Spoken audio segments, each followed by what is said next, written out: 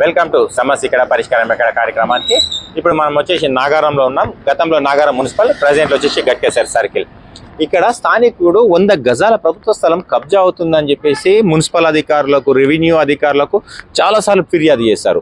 అయితే రెవెన్యూ అధికారులు స్పందించి ఎంఆర్ఓ డైరెక్ట్ ఒక లెటర్ రాసి 100 గజాల ప్రభుత్వ స్థలం కబ్జా చేసి ఇల్లు నిర్మాణం చేసేడు తను అని చెప్పేసి నిర్మాణదారుడు. అయినా ఇప్పటి వరకు టౌన్ ప్లానింగ్ అధికారులు దీన్ని స్వాధీనం చేసుకోకపోవడం వెనుక భారీ స్థాయిలో నగదు మార్పిడి జరిగిందని స్థానికుడు ఆరోపిస్తుండు. తాను ఎంత పోరాటం చేస్తుండంటే ఈ గవర్నమెంట్ ల్యాండ్ కోసం కాపాడని యాక్చువల్లీ ఈ బాధ్యత అధికారులు ఉంది, ఈయనది కాదు. ఈయన ఒక సామాన్యుడు.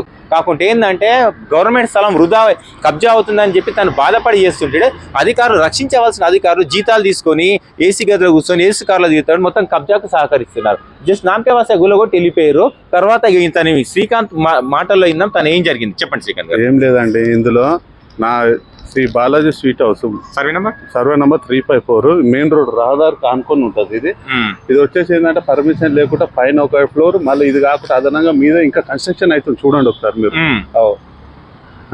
దీన్ని పట్ల ఏంటంటే వాళ్ళు ఎవరైతే ఉన్నారో డిప్యూటీ కమిషనర్, జోనల్ కమిషనర్ గారు, ఎంఆర్ఓ గారు, ఆర్డీఓ గారు, హైడ్రా ఎవరైతే ఉన్నతాధికారులు ఎవరున్నో వెంటనే స్పందించి ఈ ప్రభుత్వ స్థలంని ఒకటి తీసుకొని ప్రజలకు అప్పజెప్పాల్సిందిగా కోరుతున్నాము. ఇంకొకటి వచ్చేసి ఏంటంటే ప్రభుత్వం జాగా, ప్రజల జాగా, ప్రజలకి సంబంధించింది కాబట్టి ప్రజలకి ఉపయోగపడేలా చూడాలని హైడ్రాని, ఎంఆర్ఓ గారిని, ఆర్డీఓ గారిని, ఉన్నతాధికారులు అందరినీ కోరుతున్నాను. ఇంకొకటి వచ్చేసి ఏంటంటే పర్మిషన్ లేదు పైన కట్టుకోవడానికి.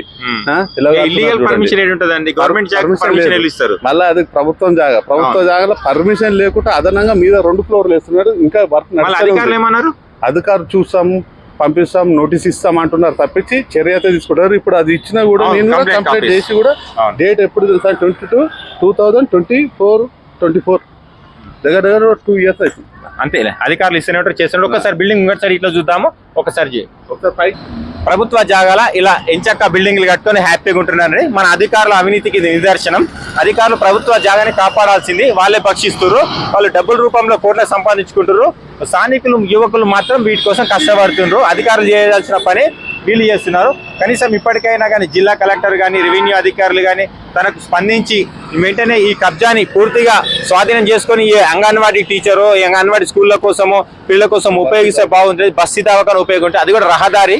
ప్లీజ్ ఇప్పటికైనా కానీ అధికారులు స్పందించి ప్రభుత్వ స్థలాన్ని కాపాడండి. వీళ్ళ స్వార్థం కాదు, ప్రజల కోసం కష్టపడుతున్నారు. ఇలాంటి వారికి మనం అండగా నిలిచాలని ఆశిద్దాం.